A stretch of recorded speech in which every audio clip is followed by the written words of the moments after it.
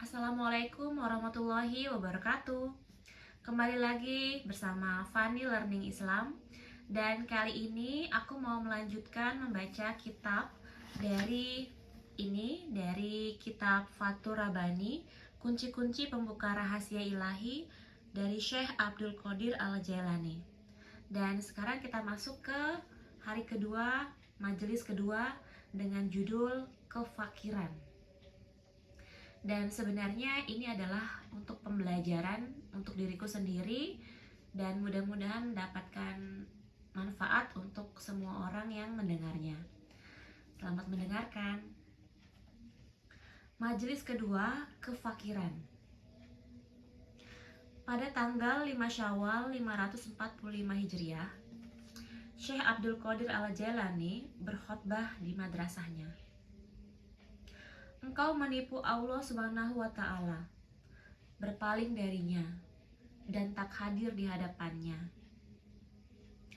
Maka hentikanlah tipuanmu sebelum engkau dipukul, dihancurkan, dan dikuasai oleh kehidupan yang penuh cobaan. Selama engkau merasakan penderitaan, engkau tak akan senang dengan semua yang telah kau miliki, karena semua itu akan hilang.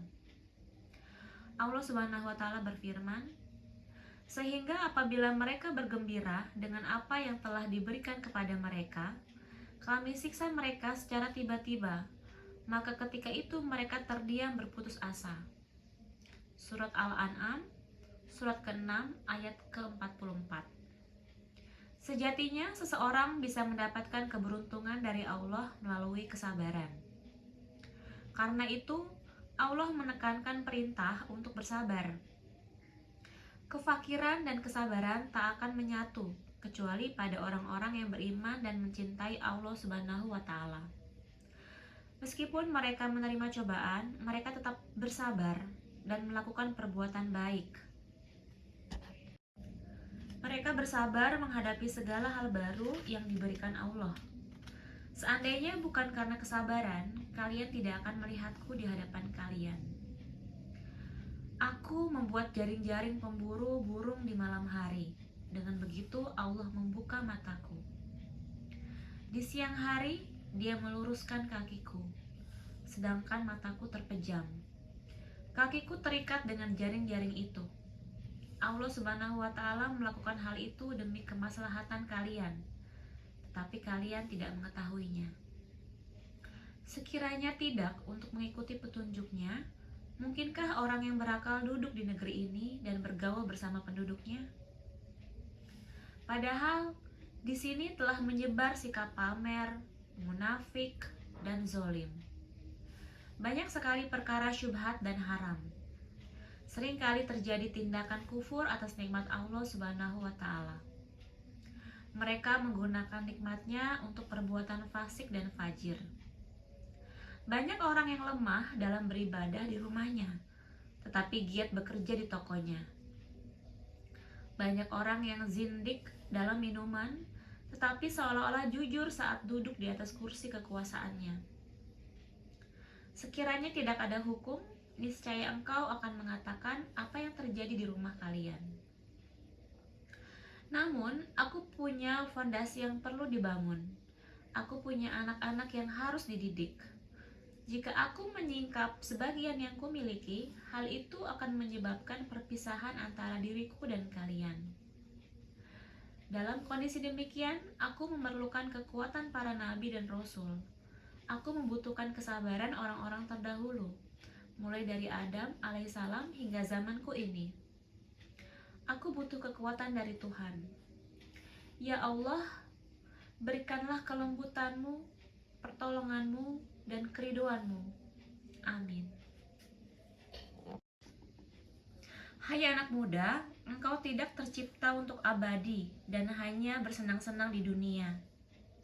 Ubahlah hal-hal yang dibenci Allah yang ada pada dirimu. Berpuaslah dengan ketaatan kepadanya dengan mengucapkan La ilaha illallah Muhammadar Rasulullah. Tiada Tuhan selain Allah dan Muhammad adalah utusan Allah. Ungkapan di atas tak akan berguna hingga engkau menambahkannya dengan yang lain. Keimanan, perkataan baik dan perbuatan bagusmu tidak akan diterima dan tak berguna bagimu bila engkau menghadirkannya bersama kemaksiatan, kekeliruan, dan tindakan menentang Allah Subhanahu wa Ta'ala.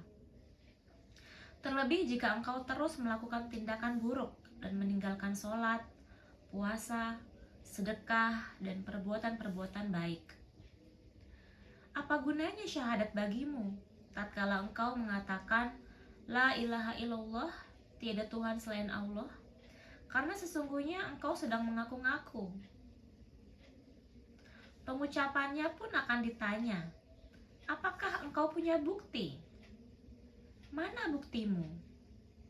Sesungguhnya melaksanakan perintah Allah Subhanahu wa Ta'ala dan menahan diri dari melakukan larangannya serta bersabar menghadapi segala cobaan dan menerima ketentuan Allah adalah bukti pengakuan itu. Apabila engkau telah melakukan tindakan-tindakan itu, engkau harus mengetahui bahwa tindakanmu itu tidak akan diterima kecuali disertai keikhlasan demi Allah Subhanahu wa Ta'ala semata. Perkataan tidak akan diterima tanpa perbuatan, sedang perbuatan tak akan diterima tanpa keikhlasan dan kesesuaian dengan sunnah Nabi Shallallahu Alaihi Wasallam. Setarakan atau wasau orang-orang fakir dengan harta kalian. Jangan kau usir peminta-minta, sedangkan dirimu mampu memberinya sesuatu, baik sedikit maupun banyak. Selaraskanlah dirimu dengan Allah yang suka memberi. Berterima kasihlah kepadanya yang memberikanmu kemampuan untuk memberi. Waspadalah, bisa jadi peminta-minta itu hadiah dari Allah untukmu, dan engkau pun mampu memberinya sesuatu. Lantas, bagaimana mungkin kau menolak hadiah dari Allah Subhanahu wa Ta'ala? Di hadapanku engkau menyimak dan menangis. Akan tetapi, jangan sampai nanti ketika orang fakir datang, hatimu mengeras. Jika itu terjadi, tangis dan penyimakanmu ini tidak ikhlas untuk Allah Subhanahu wa Ta'ala. Sebab bagiku, penyimakan pertama-tama dengan nurani, kemudian dengan hati. Selanjutnya dengan organ tubuh yang melakukan kebaikan. Jika engkau mengikuti pengajianku, ikutilah. Aku akan mengesampingkan ilmu, amal perbuatan, pembicaraan, dan silsilah keturunanmu. Cukup dirimu saja yang kuanggap datang. Kuabaikan apa yang kau miliki dan keluargamu.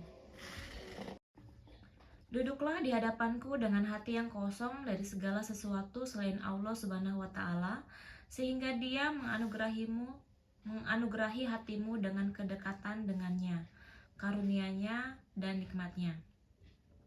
Jika engkau melakukan hal itu ketika engkau memasuki majelisku, engkau akan menjadi seperti burung yang datang kelaparan lalu pulang dalam kondisi kenyang. Sesungguhnya cahaya hati berasal dari cahaya ilahi. Karena itu Rasulullah Shallallahu Alaihi Wasallam bersabda, berhati-hatilah dengan firasat orang beriman. Sesungguhnya dia melihat dengan cahaya Allah Subhanahu wa Ta'ala. Wahai orang fasik, berhati-hatilah dalam menghadapi orang beriman.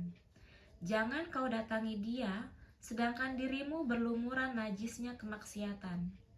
Sesungguhnya orang beriman melihat segala yang ada pada dirimu dengan cahaya Allah Subhanahu wa Ta'ala. Dapat melihat kemusyrikan dan kemunafikan dalam dirimu, dapat melihat tindakan yang kau sembunyikan di balik bajumu, dan mampu menyingkap kedokmu.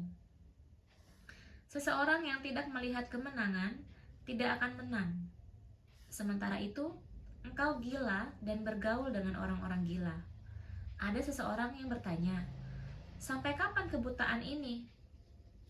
Jawabannya, sampai engkau menemui dokter, berbaring di ruang periksanya, berprasangka baik, dan menghilangkan prasangka buruk tentangnya. Bawa anak-anakmu dan duduklah di depan pintu rumah dokter. Bersabar dengan pahitnya obat yang diberikan. Bila kau lakukan semua itu, matamu akan sembuh dari penyakit buta.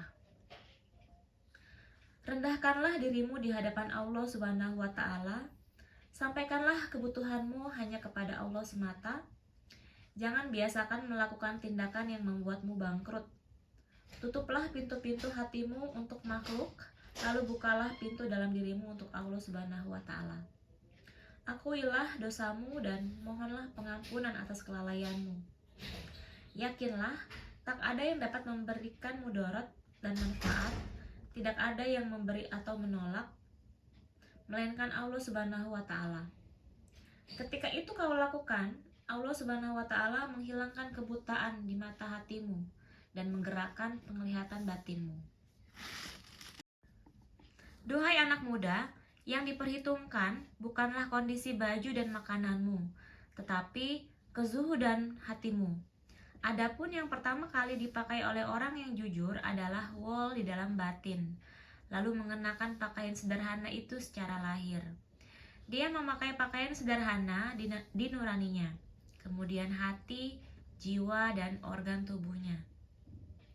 Setelah pakaian sederhana meliputi seluruh unsur dirinya, datanglah kekuasaan Allah Subhanahu wa Ta'ala yang mengangkat, mengasihi, menganugerahi, dan mengubah dirinya.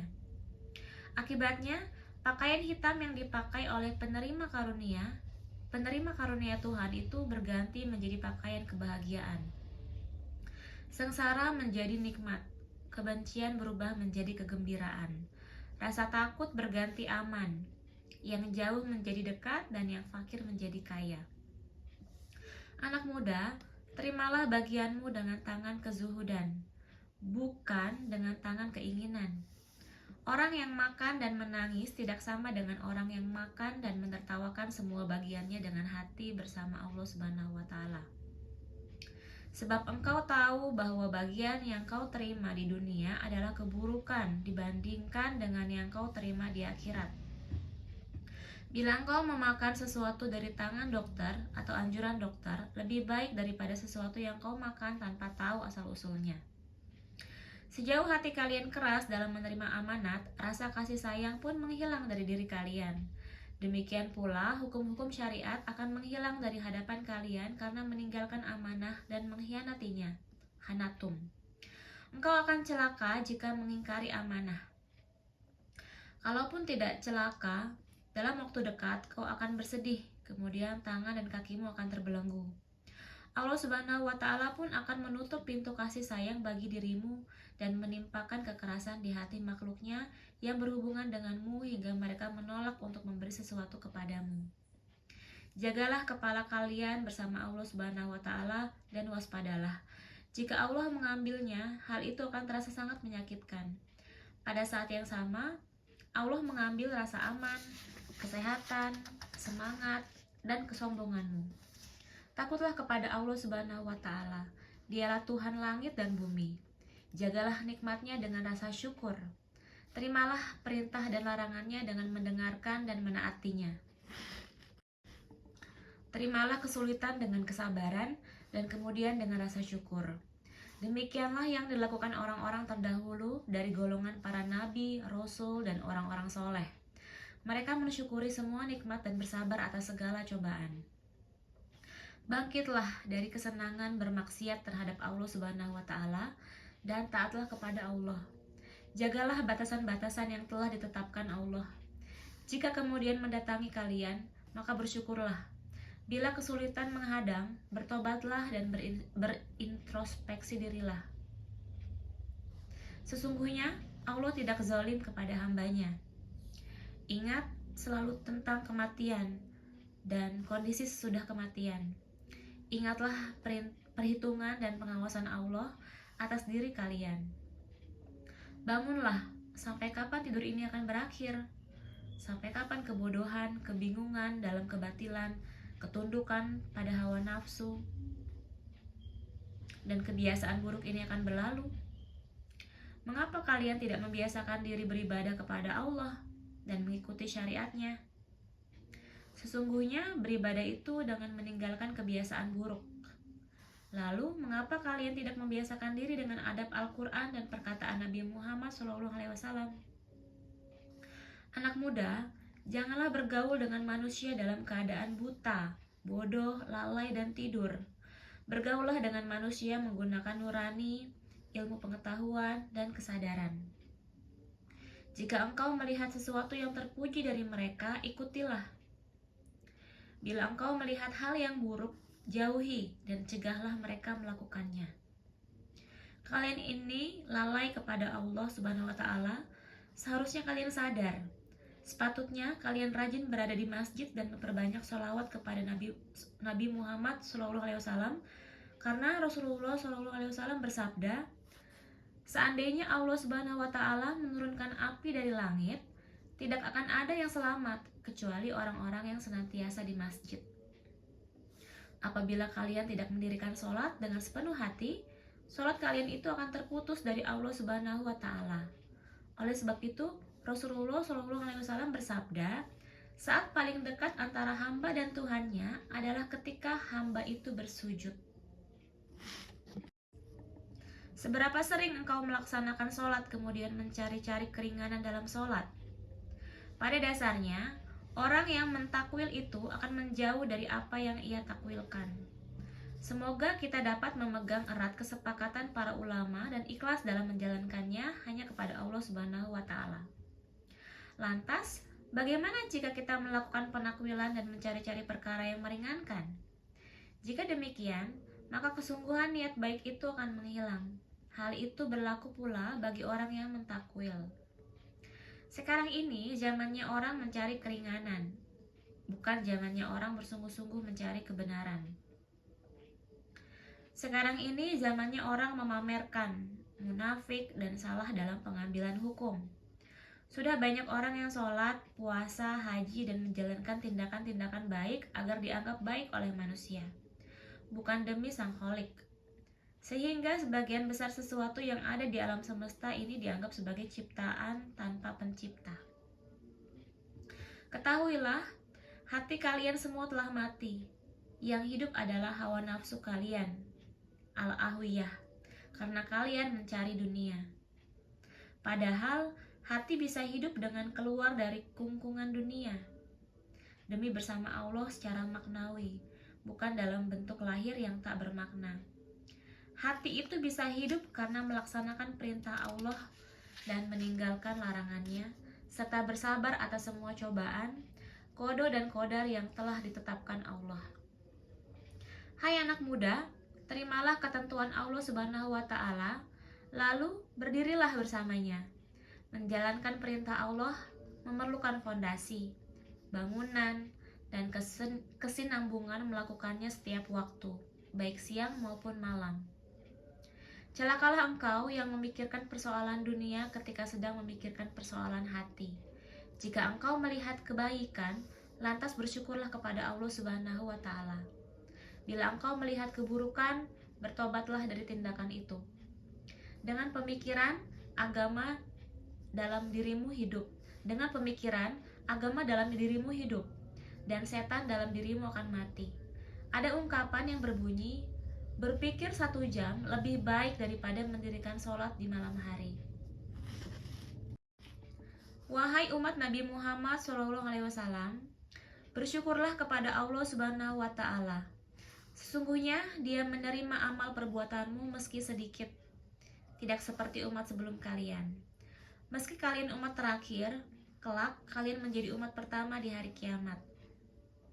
Orang yang baik dari kalian jauh lebih baik dari umat terdahulu dalam hal kebaikan. Kalian adalah pemimpin, sedangkan umat lain adalah pengikut. Selama engkau masih akrab dengan hawa nafsu dan tabiatmu, engkau tak akan sehat. Begitu juga selama engkau masih memperebutkan dunia dan mengharap kemenangan, terlebih jika bertahan dengan sikap pamer dan kemunafikan. Selama engkau menginginkan dunia dan apa-apa yang berkaitan dengan selain Allah, selama itu pula kalian tidak akan menjadi baik dan sehat. Ya Allah, anugerahilah kami kesehatan yang Engkau ridhoi. Ya Tuhan kami, berilah kami kebaikan di dunia dan kebaikan di akhirat, dan peliharalah kami dari siksa neraka. Surat Al-Baqarah, surat kedua, ayat 201. Demikianlah pembacaan kitab Fathur Rabbani, kunci-kunci pembuka rahasia ilahi, majelis kedua, hari kedua. Ya, ini dengan judul tadi adalah kefakiran. Semoga ini menjadi pelajaran buat diriku sendiri, dan mudah-mudahan semuanya yang mendengarkan juga mendapatkan manfaat. Terima kasih teman-teman yang sudah menyaksikan Farni Learning Islam. Terima kasih dan sampai ketemu di video-video berikutnya. Jangan lupa untuk subscribe dan wassalamualaikum warahmatullahi wabarakatuh.